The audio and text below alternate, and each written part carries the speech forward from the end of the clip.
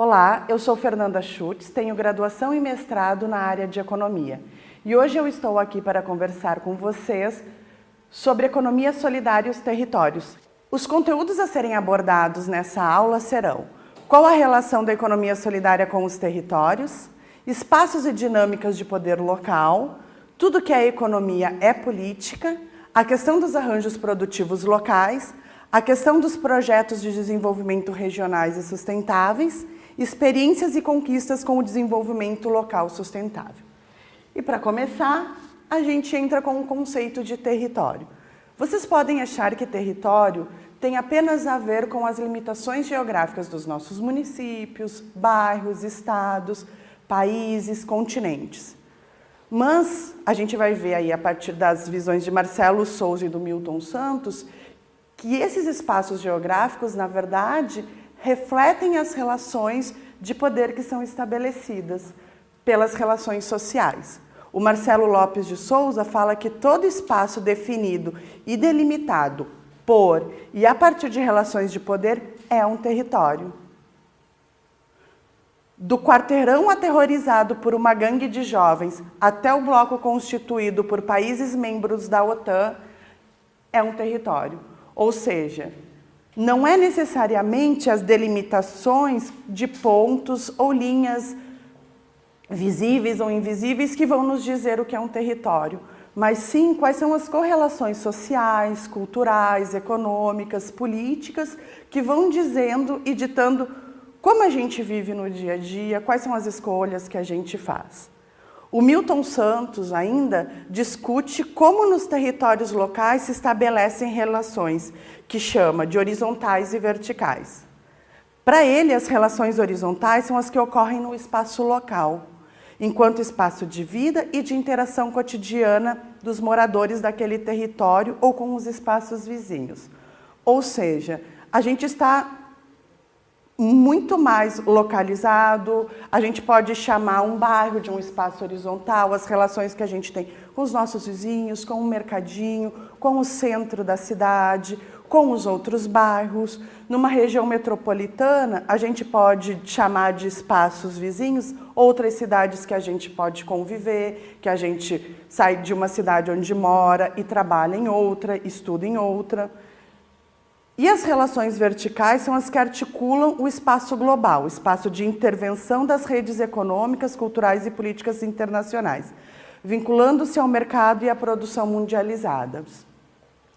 Nesse caso, as relações verticalizadas elas estão relacionadas com as estruturas de mercado, com os grandes aglomerados internacionais de produção, com as grandes políticas e acordos internacionais que ditam as formas de produção, os grandes acordos de produção, de cultura, as políticas financeiras, ou seja, um encontro, por exemplo, do G7, do G20, vai estar trabalhando as questões de território ou as relações verticalizadas do território. Ou seja, são relações que vêm de cima para baixo e que essas relações elas têm também uma influência sobre o local vivido, sobre o espaço local.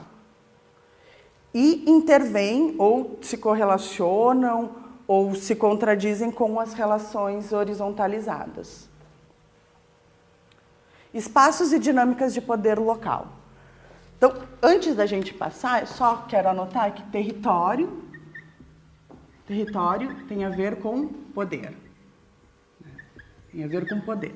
Nós podemos ter relações horizontalizadas e verticalizadas.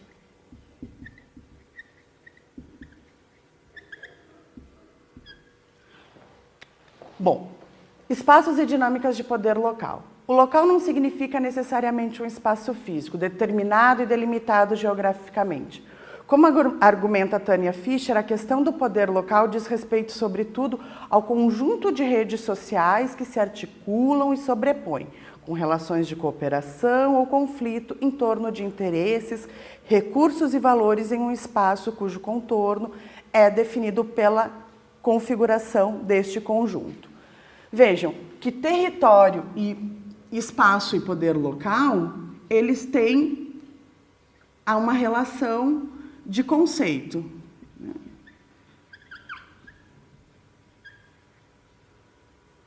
Ou seja, nem território e nem espaço tem uma relação ou um conceito diretamente ligado ao espaço geográfico. O que está determinando essas dinâmicas são as relações estabelecidas e que sim se refletem e se materializam no espaço geográfico. Assim, nós podemos ter interferências, nós podemos conduzir ou interferir nesses processos horizontais e verticalizados. E aí a grande questão é como que a economia solidária ela pode, a partir das suas diversas organizações, conseguir criar novas relações de poder, novas relações culturais, novas relações de produção que modifiquem o território. Que correlação de forças é possível serem realizadas, identificadas, para que a gente possa modificar as relações no território e também no espaço e poder local. O Luiz Vanderlei observa que a consolidação de um poder local democrático se insere em questões mais amplas no que dizem respeito às relações de poder instituídas no capitalismo. No caso específico do Brasil, é fato notório que os grupos e classes, dirigentes e dominantes, tudo fazem para impedir a constituição de um poder local, com a participação hegemônica dos grupos e classes populares. E mais, que estes últimos participem da gestão pública em igualdade de condições. Aqui o Vanderlei, ele coloca de uma forma, como é que a maioria das pessoas, ou a base popular, os empreendimentos de economia solidária, as redes, cadeias, e nós, né, porque além de participarmos, além de quem participa é associado de um empreendimento, também é consumidor. Como é que a gente pode participar e ter poder? Porque poder é decisão, né? Então, se eu tenho decisão, eu tenho poder. E de que forma que a economia solidária ela pode transformar isso? Primeiro é rompendo com a hegemonia, com essas formas. Luiz Vanderlei observa que a consolidação de um poder local democrático se insere em questões mais amplas, que dizem respeito às relações de poder instituídas no capitalismo. No caso específico do Brasil, é fato notório que os grupos e classes dirigentes dominantes tudo fazem para impedir a constituição de um poder local com a participação hegemônica dos grupos e classes populares. E mais, que estes últimos participem da gestão pública em igualdade e condições. Quando a gente vai estar falando de poder e decisão, a gente vai estar se relacionando com questões econômicas, que dizem o que produzir, como produzir, para quem produzir.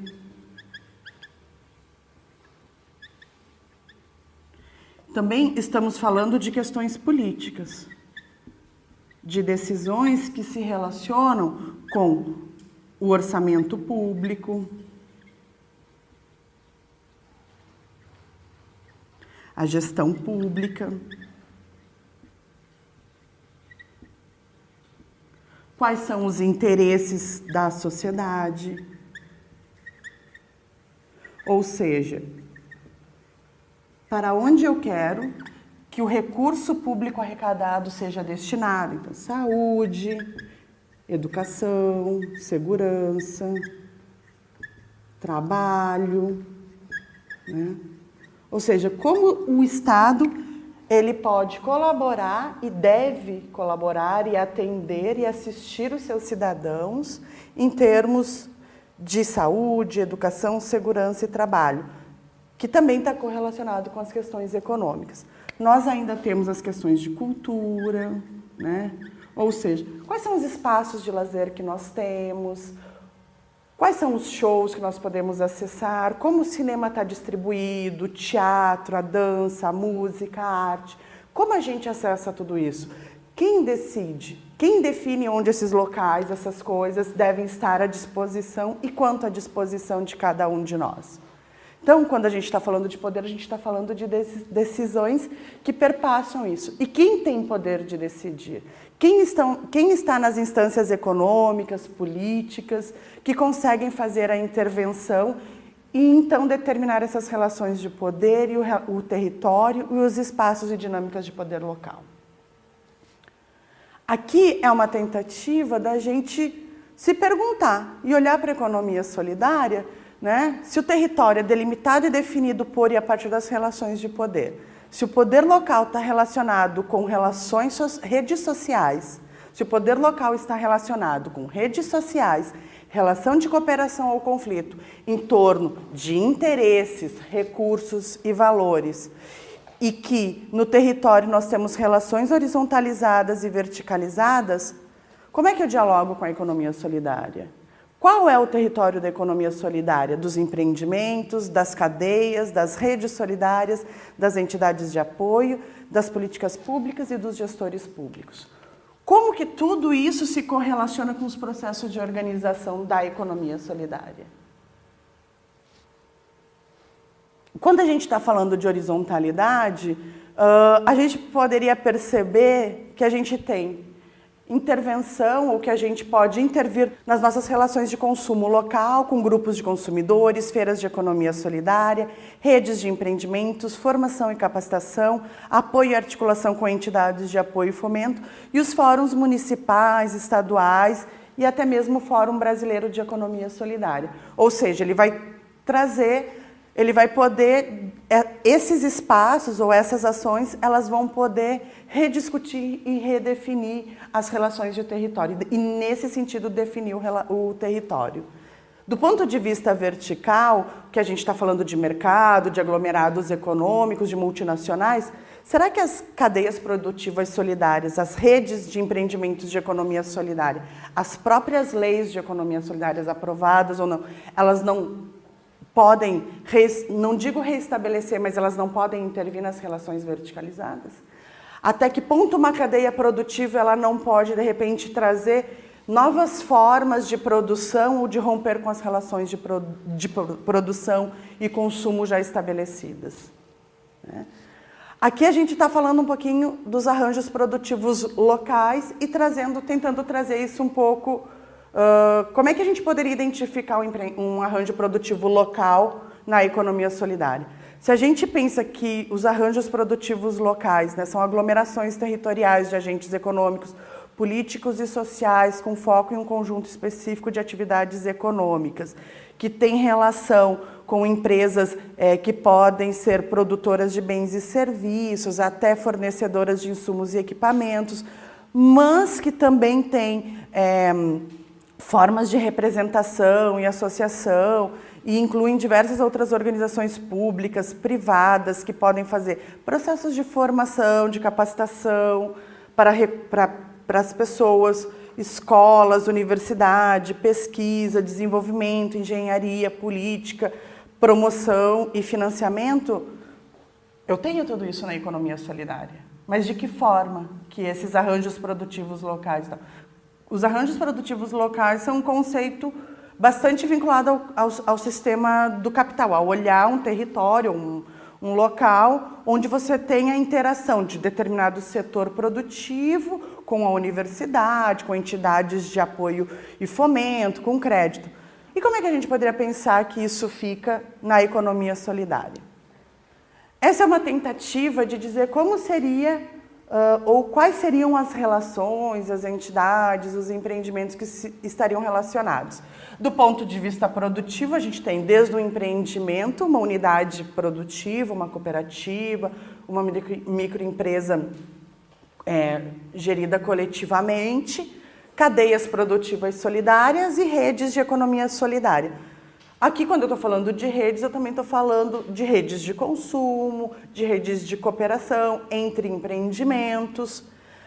O campo das finanças solidárias como um apoio de crédito, né, bastante importante, e de traçar um novo, digamos assim, um novo circuito econômico, né, para processos de financiamento, de apoio financeiro e de apoio econômico. Aqui a gente pode destacar bancos comunitários e fundos rotativos como grandes elementos ou instrumentos apoiadores também do desenvolvimento local e do apoio ao desenvolvimento no território. Os fóruns de economia solidária municipais, regionais, estaduais e o Fórum Brasileiro, os conselhos de economia solidária também são elementos importantes nessa articulação do que a gente poderia assemelhar a um arranjo produtivo local. As entidades de apoio, as incubadoras tecnológicas de cooperativas populares e as universidades, colaborando no processo de desenvolvimento de tecnologia, de apoio à formação e à capacitação. E também, então, as relações com o poder público, seja por meio das leis, por programas e políticas em âmbitos municipais, estaduais e nacional. Talvez a gente não encontre hoje, geograficamente, todos esses elementos numa determinada área, mas nós, por exemplo, eu vou usar o exemplo do bairro Sarandi, onde a gente tem a Univens, a Cooperativa das Mulheres Unidas Venceremos, o Banco Comunitário Justa Troca, e a Cooperativa Univens também faz parte da cadeia solidária do algodão orgânico Justa Trama. Elas estão sediadas na Vila Nossa Senhora Aparecida, dentro do bairro Sarandi, em Porto Alegre. E essas duas instituições, essas duas organizações, elas têm uma influência dentro daquele limite, dentro daquele bairro, dentro daquela... Eles têm um respaldo, elas têm relações de confiança, mulheres que moram na vila, trabalham na cooperativa. E com a cadeia do algodão orgânico, a relação da Univens, ela transborda daquela vila, de Porto Alegre, da região metropolitana para o Brasil todo, junto com outros. Mais à frente a gente vai poder ver isso. Então, é para dizer que necessariamente nós talvez não tenhamos tudo isso, mas em algum bairro ou vila a gente consegue identificar. Então, além do Banco Justa Troca e da Cooperativa Univens, do ponto de vista das universidades e das incubadoras, nós temos a URGS, através do Núcleo de Gestão Alternativa, apoiando junto com outras entidades. A Unisol, que é uma entidade representativa dos empreendimentos de economia solidária e cooperativas. Então, como visto, a PL e economia solidária, é possível haver uma conversa, alguma divergência. Talvez não nos moldes tradicionais, acadêmicos que se espera. Mas se a gente pensa que tem uma relação de empresas, setor de crédito, apoio de crédito, instâncias de organização, de discussão, de uma forma mais estratégica, relação com o poder público, entidades de apoio, como universidades e outras entidades como algumas ONGs, Caritas, Avesol, por exemplo, né, dentre tantas outras, quando a gente cita, a gente pode restringir, mas aqui é para dizer que é possível, talvez não geograficamente, como tradicionalmente se tem um APL pensado, né? Mas pode ser um conceito que a gente pode aproximar e, então, identificar, digamos, esses campos, essas forças. Para ir fechando um pouquinho, alguns exemplos de redes e cadeias, aqui pegando um pouco mais, digamos assim, a parte econômica, o setor econômico, produtivo, que hoje tem muito peso nas nossas relações sociais, né? Há uma construção de desassociar política, economia, relações sociais, cultura, quando, na verdade, essas relações se entrelaçam, elas são somas de um todo, né? Elas têm correlação importante, a cultura ela vai influenciar nas nossas relações econômicas, nas nossas relações políticas e vice-versa. Então, se a gente olhar para a economia solidária, a organização em rede, ela é bastante importante, fundamental, eu diria, assim como as cadeias, que é um avanço que a economia solidária teve nos últimos anos, que parecia talvez bastante longínquo, né? E hoje a gente pode dizer assim que na cadeia da Justa Trama, que é a cadeia do algodão orgânico, a cadeia binacional do PET, que Brasil e Uruguai aí tentando reciclar, produzir PET reciclável para vender para a indústria de plástico, né, uma matéria-prima, a cadeia solidária das frutas nativas, produzindo produtos orgânicos, picolé, sorvete. Veja que o quanto isso é importante, o quanto isso dizer assim, então eu posso consumir diferente, então eu posso ter uma cultura diferente, né?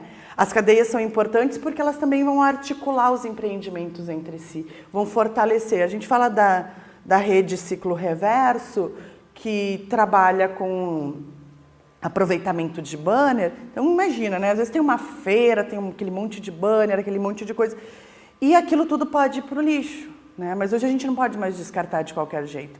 Mas aquilo que era um resíduo, que era um lixo, ela pode virar matéria-prima das cooperativas de reciclagem, do Ciclo Reverso, por exemplo. Certo?